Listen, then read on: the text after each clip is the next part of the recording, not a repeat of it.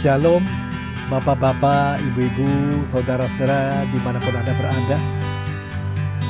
Biasanya ketika orang menyambut Natal, orang yang mengisi hatinya dengan sukacita. Salahkah? Tidak. Tapi orang punya harapan yang besar menjelang Natal, bukan? Anak kecil ingin mendapat kado yang indah, mainan, boneka. Anak remaja mungkin ingin jalan-jalan sama orang tuanya kalau bisa keluar negeri, kalau punya uang. Bapak-bapak mungkin mengharapkan punya kendaraan baru, juga ibu-ibu gaun yang baru. Salah? Tidak salah, boleh saja. Tapi mari kita lihat apakah itu cara terbaik menyambut Natal. Mari kita lihat yang sebenarnya diajarkan di Alkitab secara tidak langsung. Kita tahu di dalam Injil Lukas pasal 2 ada kalimat di situ, ya, lahir bagimu juru selamat kota Daud, dan kamu akan datang sana untuk menyambut tiap anak yang dibedong di palungnya. Natal pertama itu tidak menggambarkan hal yang luar biasa indah, luar biasa mulia dan kegembiraan, tapi menggambarkan seorang anak kecil yang menderita, Yesus Kristus, Putra Allah. Natal itu menggambarkan Allah yang maha mulia menjadi manusia yang itu ada di tempat yang kelas bawah. Allah yang begitu maha kuasa rela ada di kandang binatang yang diatur manusia.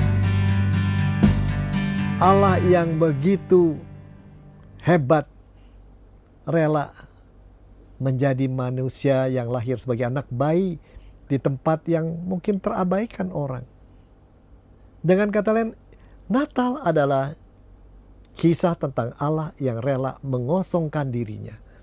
Mengosongkan dirinya artinya apa yang penting, apa yang bernilai, yang dimiliki rela dilepaskan. Kenapa? Ini hal kedua. Natal bukan tentang Allah yang mengosongkan. Natal adalah tentang Allah yang begitu mengasihi sehingga dia rela mengosongkan. Dia begitu mengasihi manusia. Pada waktu itu manusia tahu tentang Allah, tahu hukum-hukum, ajaran-ajaran tergantung agamanya, dan banyak yang mau patuh, tapi mereka tidak mengenal. Hanya kenal ajaran dan aturan Allah, tapi tidak mengenal Allah yang penuh kasih. Natal ini memperlihatkan Allah yang mengosongkan diri karena kasihnya begitu besar. Kasih begitu besar itu dia berani bayar harga. Untuk siapa? Untuk si manusia.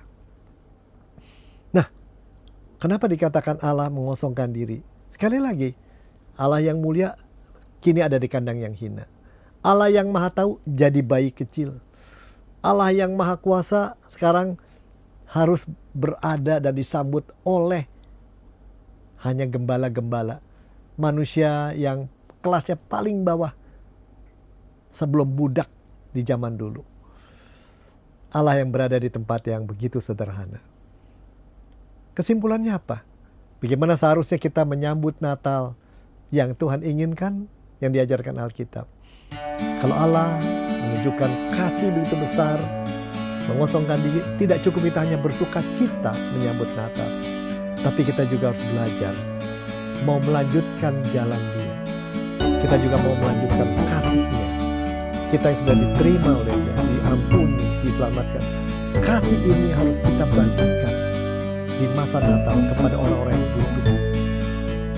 Kasih ini harus menolong kita, menguatkan kita, menjadi dasar motivasi kita mengosongkan diri, meninggalkan hal yang dianggap penting, yang kita anggap berharga, membagikan, mendahulukan orang lain.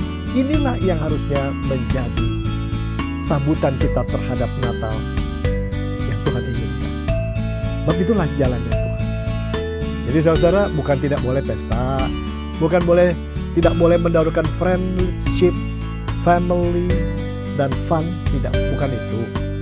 Tetapi ingat, di balik semuanya itu paling utama adalah kalau Allah mau mengosongkan diri bagi manusia selama Natal, kita juga harus berani mengosongkan diri untuk Allah, untuk Tuhan kita, dan juga untuk manusia yang dia tempatkan sekitar kita. Jadi saudaraku, Mendengar ini tolong lihat sekeliling Anda. Siapa yang perlu dijamah? Siapa yang memerlukan kasih Allah, hiburan, kepastian dari Allah, dan pelukan dari Tuhan. Maukah Anda lakukan sesuatu buat mereka, sehingga semua kasih Allah yang tadi kita bicarakan, mereka boleh rasakan. Menyambut Natal berarti adalah melanjutkan, mengaminkan, mencukuri apa yang Tuhan sudah lakukan pada diri